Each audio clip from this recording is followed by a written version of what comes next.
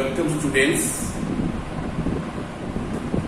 Now I shall explain you about the classification of the platyhelminthes.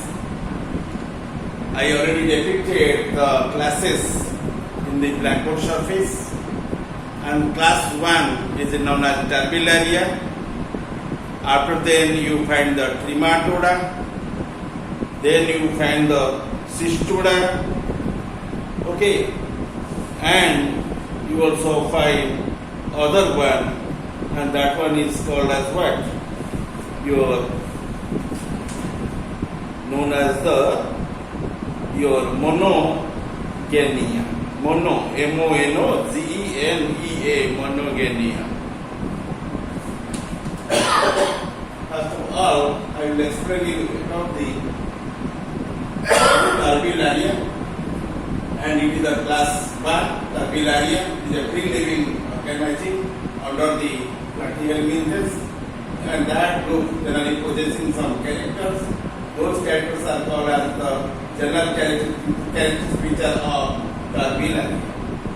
General characteristic features of Turbellaria. You know the term your Turbellaria. It is derived from your Latin word turbella, which one means a stringing, and also it is derived from the Greek dictionary, and that word is also called as turbella. Turbella means a little string. You may go through the Latin or you may go through the Greek, and both the meaning are known as a little string, a stringing type of animal. Okay, and initially you know what are the Turbellaria, how it is different from the others. Very important features you are taking in your consideration, then you can differentiate that group of the your class would be different from the other classes of the platyhelminthes. Let us know about them. Usually they are non-parasitic. Which are Turbellaria? They are the free-living ones, are called planarians. They are named as planarians. Plana, P-L-A-N-A-R-I-A-N-S. Planarians. Planarians.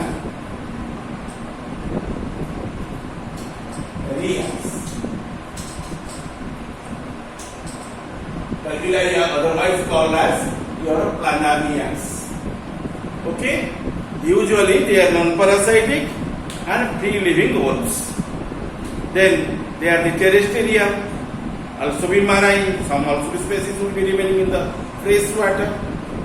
Body, no doubt, is unsegmented, flattened, that means dorsoventrally compressed and covered with the ciliated cellular or syncytial epidermis. Okay, in epidermal layer you find some cells and they are possessing number of nuclei. So they called as what? Syncytial epidermis, containing nucleus, secreting cells and rod-shaped bodies called the gravidities. And by these features, generally the body is completely differentiated from the others. And mouth is ventral in position. Intestine is also preceded by the muscular, your pharynx, and suckers is absent in there. Okay, suckers is not present in case of the your Turbellaria, and tang, chemo, and photoreceptors common in the free-living forms. Mostly they are hermaphrodite or bisexual or monoecious, and some reproduces asexually, development usually direct. Okay, and by these respects, generally Turbellaria differentiated from your Trematoda, Cystoda, and your Monogenia. Okay, and after that, knowing the characteristics of the classes, and then you know about the detail about the general characters of the Turbellaria. Okay, and you can reveal the Turbellaria in the platyhelminthes groups. Platyhelminthes is known as your your phylum. Under this phylum, Turbellaria is the first class. Okay, and the Turbellaria generally possesses some important features in their bodies. I already explained the important, many, very vital important features to you, and now I shall explain detailed characters which you have seen in the body surface of the turbillarian organisms which are belonging under the phylum your Platyhelminthes. Let us know about the details about them. First of all, they are mostly free living. Yes or no? Free living. Primarily aquatic. They are remaining in the water bodies. And the great majority are marine and mostly benthic in position. Very few species are found in the land surfaces. They also be considered as terrestrial. And however, some are the commensal for the parasites. Body is generally quite small, okay, little stick, and flattened. Flattened means dorsoventrally compressed and bilaterally symmetrical. If you cut at the middle, it will be in equal halves, and that is bilaterally symmetrical with a low level of cephalization. There is no definite part, your head or cephalon in there. And such type of cephalization is a very primitive type, low type. And body is already unsegmented. There is no segmentation, there is no trace of the segmentation in there. Okay, and locomotion by the cilia with a muscular part, your undulations. Then body surface of many species bears the small rod-like hyaline rhabdities that are the unique in the turbillarians and with uncertain functions. We people are obscure about their functions, which are generally but help in the locomotion somehow. Okay, and then you find the presence of the what? Epidermal gland cells, that is called as a Dio gland, frontal gland, rhabidid gland, and help in the adhesion, mucus secretion, and other secretory functions.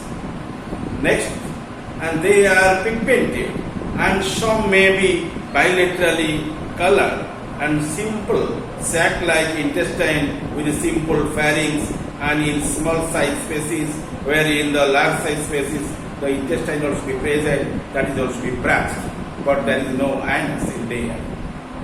Okay, you cannot find suckers in their bodies because it is a what? Free living organism. No need the suckers should be formed in their bodies. And another character, the nervous system. Nervous system is not well organized. It is remaining as a diffused form, and so you can say nervous system is a diffuse nerve net with a cerebral ganglion found in the some primitive forms and distinct branch with 1 to 3 pairs of longitudinal nerve cords found in the advanced forms. And pigmented cuff or ocelli or statocysts are present in their bodies as the sensory organs. And excretory system is nothing, it's called as protonephridial systems, and which includes the plaque cells in the most of cases. Okay, and mostly they are hermaphrodite in nature, that means bisexual, or you can say monoecious. Both sexes are present in the same body. And asexual reproduction in many species, and in case of the freshwater as well as also terrestrial turbillarians, you must find the asexual reproduction. And spiral cleavage in many forms. Example criteria in some Asciolus and also polyclads, you find the spiral cleavage. Okay, and generally the development is direct. A pre-swimming larva stage called the Muller larva. What is the name? Muller. M-U-L-L-E-R.